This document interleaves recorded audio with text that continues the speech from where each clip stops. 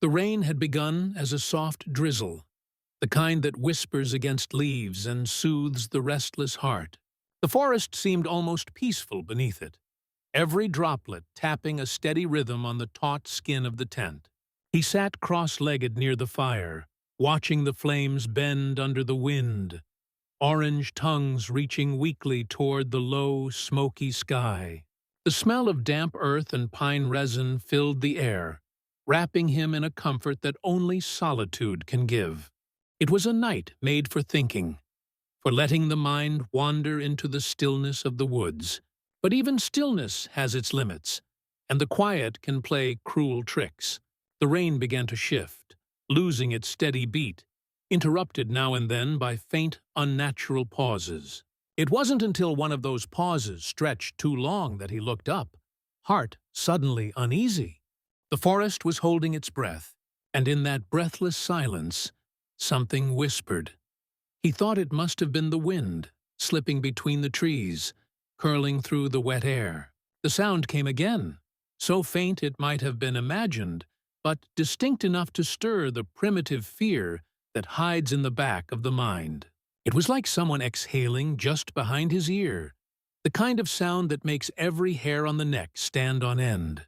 He turned, slowly, scanning the wall of darkness beyond the firelight. The rain should have drowned out everything, yet he could hear that soft breath between its drops.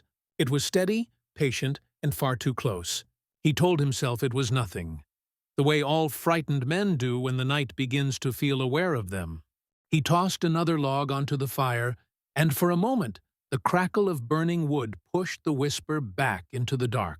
But the forest had already begun to listen. The flames wavered in the shifting wind, throwing shadows across the soaked ground. Shapes danced in the corners of his eyes, branches bending, water dripping, leaves trembling under unseen weight. He watched the fire die slowly, every ember sinking into the wet ash like a fading heartbeat. The world beyond the light seemed to move closer, crowding the small circle of safety he had built.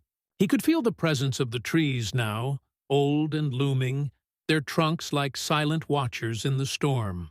The whisper returned, drawn out and deliberate, as though repeating something he couldn't understand. The sound threaded through the rain and settled in his bones. He tried to ignore it, to focus on the rhythm of the storm, but it grew clearer the longer he listened. It wasn't the wind. It wasn't imagination. It was breathing, and it was trying to match his own. A shiver crept down his spine as he realized the breath came just after his.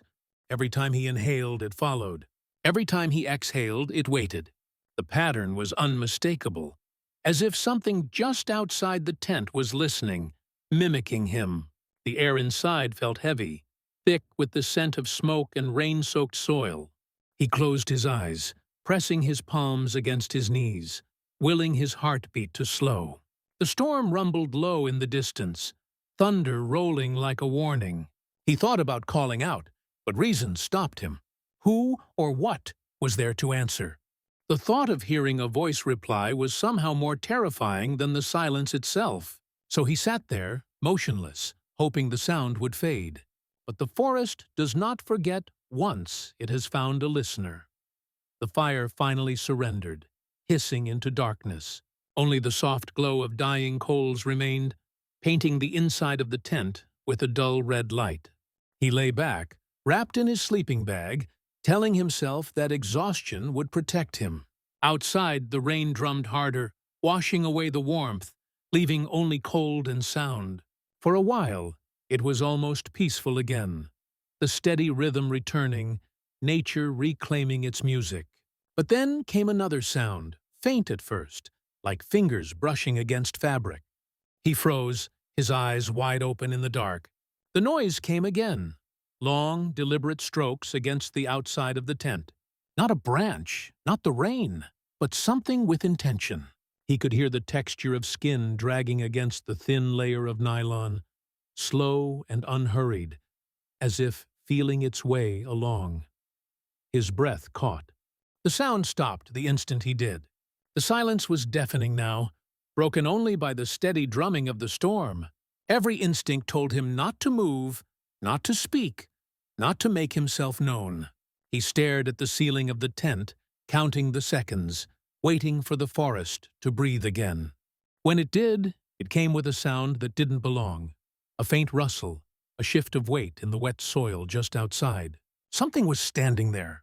He could feel it, as surely as he could feel his own heartbeat. The air grew colder, and with it came the smell of rot, faint but distinct. The realization hit him then that he wasn't merely being watched. Whatever was outside was waiting. He reached for the flashlight, fingers trembling, the sound of his heartbeat loud enough to drown out the rain. The moment he clicked it on, light pierced through the fabric, revealing the faint outline of a hand pressed against the tent wall. 5 long fingers splayed wide, pressing hard enough to deform the fabric. Water trickled down from its edges, catching the light like silver threads. The hand didn't move. It just stayed there, unmoving, the rain coursing over it, as though it belonged to the storm itself. He wanted to scream, but his throat refused. The flashlight flickered once, twice, and died. The world plunged back into darkness, and the hand was gone.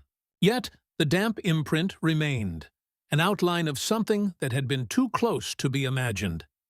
He sat frozen for what felt like hours, every muscle locked, the air thick with dread. He could hear nothing beyond the rain now, but that only made it worse.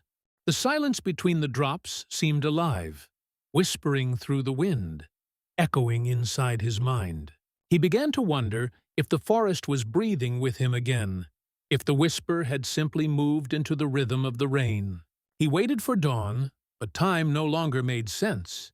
The darkness stretched endlessly, swallowing every thought except one.